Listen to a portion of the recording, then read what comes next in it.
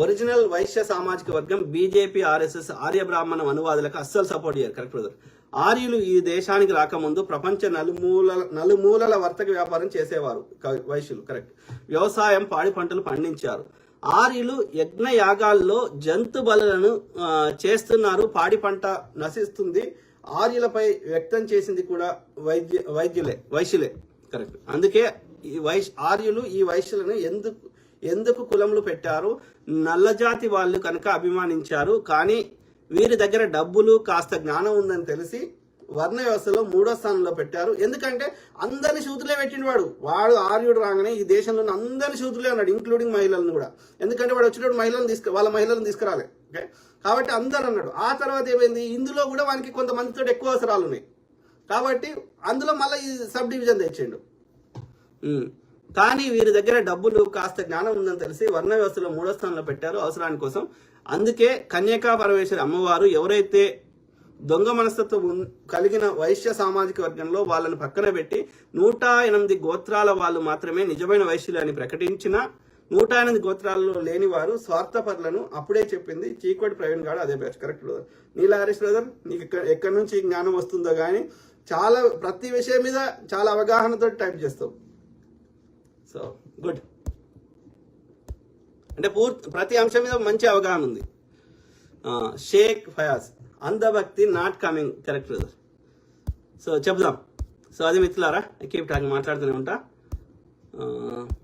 ఎవరు? గుడిపల్లి నిరంజన్ ఏమంటున్నారు? The roots of casteism in Hindu religion, so abolish religion until unless ban the Hindu religion we can't annihilate caste brother. So your discussion very rational. అదే brother, ఏమంటున్నా, హిందూయిజాన్ని ఆర్యాదాన్ని separate చేసినప్పుడు, సపరేట్గా చేసి హిందువులకు అర్థమయ్యేట్టు చెప్పినప్పుడు ఈ ఆర్యుడి వ్యవస్థను చెత్తను తీసేస్తే హిందూయిజం బాగుంది. Hinduism nothing but Buddhism. Okay, Buddhism Hinduism వేరువేరు కాదు. ఓకే, విల్సన్ మేరీ పోవాలి. చేద్దాం, కష్టపడదాం మేడం. షా ఎస్, Congress is very most great. మాట్లాడదాం కాంగ్రెస్ గురించి. చెత్త ఈ మధ్య జర ఎక్కువ నింపుతున్నారు. నేను కాంగ్రెస్ పర్ఫెక్ట్ అని చెప్తలేను. కాంగ్రెస్ లో కూడా కొంతమంది దుర్మార్గులు ఉన్నారు, నేను కాదంటలేను. వాళ్ళకి నెత్తి మీద ఏకాన్ని పెడితే చెల్లని వాళ్ళు అధికారం రాగానే ఇలా పదవులు వచ్చి కొంచెం డిఫరెంట్ గా బిహేవ్ చేస్తున్నారు కొంతమంది ఉన్నారు. ఓకే, వాళ్ళని ఎక్స్పోజ్ చేద్దాం, అందులో ఉన్న చెత్తను కూడా అడిగేద్దాం. కానీ కంపేర్ చేసినప్పుడు మిగతా వాటితో పోలిస్తే కాంగ్రెస్ చాలా దాని సిద్ధాంతం కరెక్ట్ ఉంది కాబట్టి బెటర్ అంటున్నా. అందులో ఉన్న వ్యక్తులు పర్ఫెక్ట్ అంటలే. మహేష్ రైట్. ప్రశ్న ఇది కాదు, మన ఇంటి అమ్మాయి పక్క కులపోని ఇష్టపడితే పెళ్లి చేస్తారా అని అడగండి. నీతులు చెబుతారో నేతులు తాగుతారో తెలుస్తుంది. తప్పకుండా బ్రదర్, తప్పకుండా.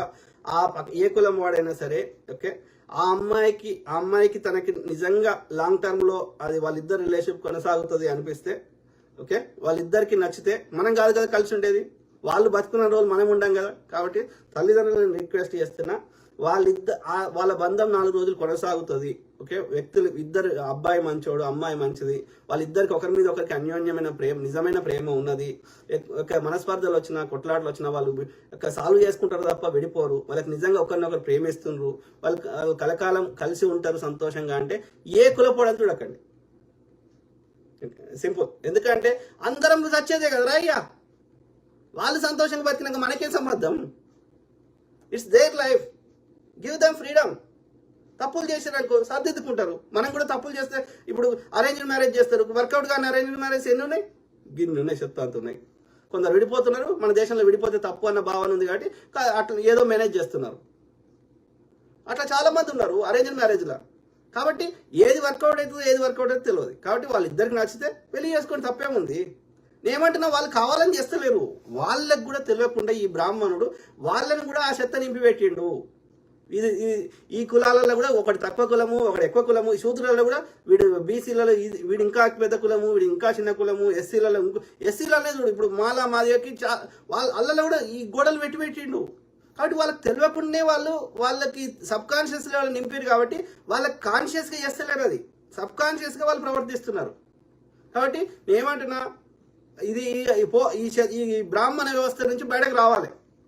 కులాలు పోవాలి, ఈ యొక్క డిస్క్రిమినేషన్ పోవాలి, అన్ని పోవాలి. మనిషికి వాల్యూ, మనిషికి విలువ, వాడి గుణానికి విలువ. వాడి పుట్టినప్పుడు నా కులం ఎక్కడిదిరా? ఇప్పుడు నేను ఒక కులంలో పుట్టినా అని అంటున్నారు. నేను పుట్టినాక చిన్నగా ఉన్నప్పుడే తీసుకుపోయి వేరే దగ్గర పెంచారు అనుకో, నా కులం తెలియకుండా, నేను ఎట్లా పెరుగుతా? అంటే ప్రకృతి చెయ్యి ఇచ్చినట్టు, కాలు ఇచ్చినట్టు నా ముఖం మీద ఎన్నో కులం కూడా ముద్రించి పంపుతుంది కదా పుట్టంగానే. ఇడ నువ్వు బ్రాహ్మణుడు అని పెట్టి పంపాలి కదా కనిపించినట్టు. పెడతలేదు అంటే అర్థం ఏంది? మన అందరం ఒకటే. అమ్మగారి దగ్గర వచ్చినాక, ఆ ప్రకృతి మాత నుంచి వచ్చినాక మనం అందరం ఒకటే. తర్వాత ఈ చెత్త మనం నింపుకుంటున్నాం. ఈ చెత్త నింపకపోతే అయిపోయి అంటున్నా. కానీ ఆ వ్యవస్థ అట్లా ఏర్పాటు చేసారు కాబట్టి ఆ చెత్త నింపుతా ఉన్నారు. కాబట్టి ఆ చెత్త నింపకుండా పోయే రోజు రావాలని కోరుకుందాం. అది కులం పోయిన రోజు అది వేరే లెక్క పోవాలని కోరుకుందాం. In the long run. In the mean while కులం ఉన్నన్ని రోజులు కుల వివక్ష పోవాలి. అట్లనే ఈ యొక్క రిజర్వేషన్ ఉండాలి. కులం మొత్తం పోయిన రోజు రిజర్వేషన్ అవసరం లేదు.